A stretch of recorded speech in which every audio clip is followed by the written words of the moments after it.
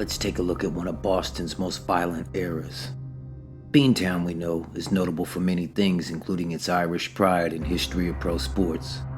But it also has multiple eras where violence was front and center. Before Whitey Bulger and his infamous partnership with the FBI, there was a time when the streets were getting soaked and stained with the blood of criminal figures during the period of the Boston Irish Gang War. The Gang War, which started on the weekend of Labor Day 1961, lasted for more than half a decade until its end in 1967. This war was the event that significantly influenced the eventual formation and rise of the Winter Hill Gang. The war was fought between the Bernie McLaughlin-led gang from the neighborhood of Charlestown and the Winter Hill Gang led by James Buddy McLean. The Winter Hill Gang itself, named after the Winter Hill neighborhood of Somerville, Massachusetts, was a loose confederation of organized crime figures sprinkled throughout the Boston area.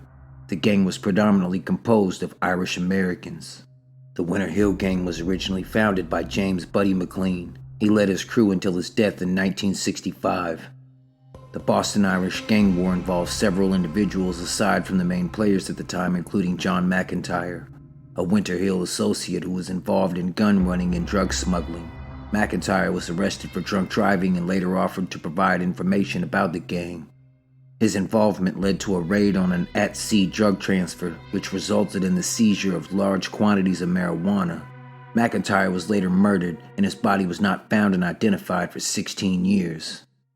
Pat Nee, a Winter Hill associate who was involved in the drug and gun running operations, Nee later detailed these activities in a book discussing Bulger's association with the Irish Republican Army, the IRA, and its legitimization of his criminal activities. Nee's account provided insights into the gang's connections and criminal operations. Then William McCardle, a Winter Hill associate connected to the gang's activities. McCardle was associated with the Winter Hill Gang during the turbulent period of the Boston Irish Gang War. Stephen Hughes and Sammy Lindenbaum. Both were prominent members of the McLaughlin Gang and were eventually killed during the conflict.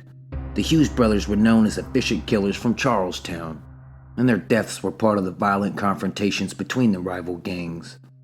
The conflict itself began over a personal dispute. One night, George McLaughlin, a member of the McLaughlin Gang, made an inappropriate advance on the girlfriend of Alex Rocco, a member of the Winter Hill Gang. As a result of the disrespectful act by George, McLaughlin was profusely beaten by members of the Winter Hill Gang. Bernie McLaughlin, George's brother and the leader of the gang, immediately went and sought an explanation from the Winter Hill leader Buddy McLean. When McLean refused to turn over any of the men who had beaten George, the McLaughlins attempted to wire a bomb to McLean's wife's car in an act of revenge. Then McLean, in retaliation for the attempted bombing, shot and killed Bernie McLaughlin, marking the beginning of the Boston Irish Gang War. The war was characterized by a series of violent confrontations and murders. By the time the war ended, more than 60 men had been murdered throughout Boston and the surrounding area. The war allowed the Winter Hill Gang to consolidate its power in Boston. One of the future implications of the Boston Irish Gang War was that it laid the groundwork for the rise of the most notable and notorious Boston mobster, James Whitey Bulger, who spent most of the war locked up in prison and the rest of it on the sidelines.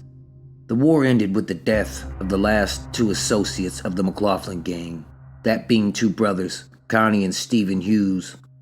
After the war ended, the Winter Hill Gang emerged as the dominant Irish mob syndicate in the New England area. However, they initially struggled with running these operations, particularly in the realm of gambling. After McLean's death, Howie Winter took over leadership of the gang. But eventually, as we all know, the gang's most infamous era began in 1979 when James "Jimmy" Whitey Bulger took over its leadership, and the rest was history.